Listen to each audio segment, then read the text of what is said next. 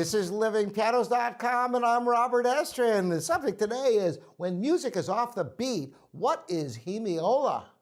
Now you might be thinking music is off the beat, maybe it's like jazz when things are on the ands or ragtime like The Entertainer.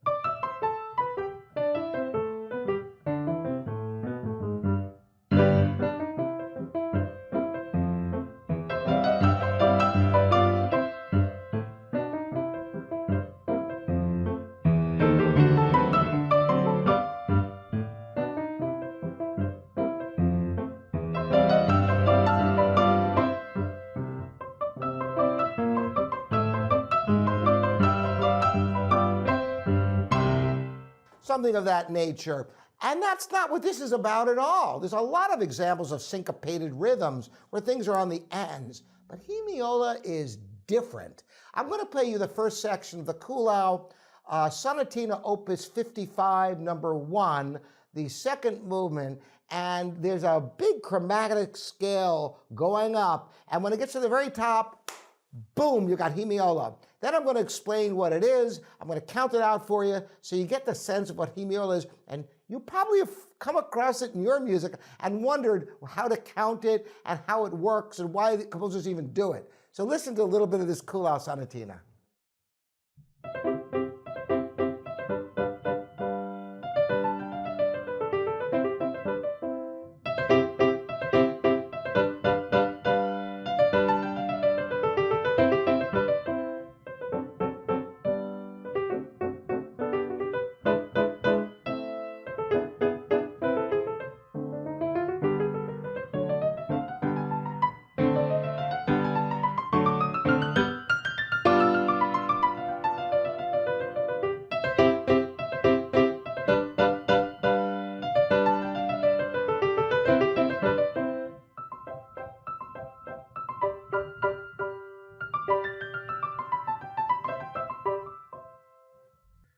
And then it goes into a beautiful lyrical section. But did you hear coming down after the chromatic scale? Once again, I'm going to start right on the chromatic scale, and then I'm going to look over at the camera at the point that the hemiola starts.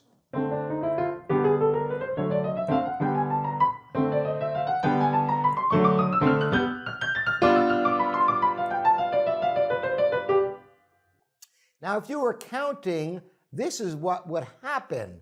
1, 2, 3, 1, 2, 3, 1, 2, 3, 1, 2, 3, 1, 2, 3, 1, 2, 3, 1, 2, 3, 1,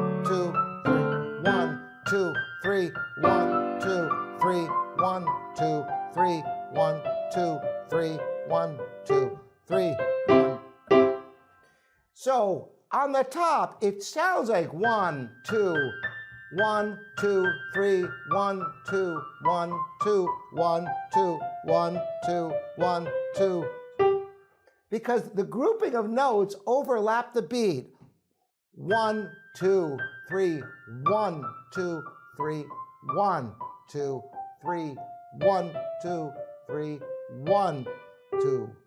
You see how it's kind of odd. 1, 2, 3, 1, 1, 2, 3, 1, 2, 1, 3, 2, 3.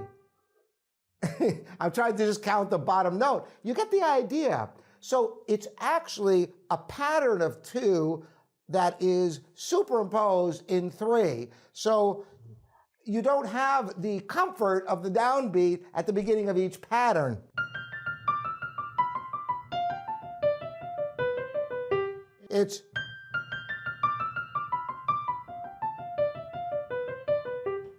And that, in a nutshell, is what hemiola is. It can be a very effective technique for just giving you this rhythmic accents that you don't expect in music. Now, how do you approach this? Well, you must count, and you must count correctly, as I did. 1, 2, 3, 1, 2, 3, 1, 2, 3, 1, 2, 3, 1, 2, 3, 1. If you succumb to the hemiola and let it psych you into thinking in a different time signature for where the hemiola is, it'll mess you up. You must maintain the integrity of the time signature in hemiola, yet you can still play it with the sound, you don't have to accent the beats. You don't have to do this. You can play it and let it be a flourish that's off the beat, even though you're counting it correctly.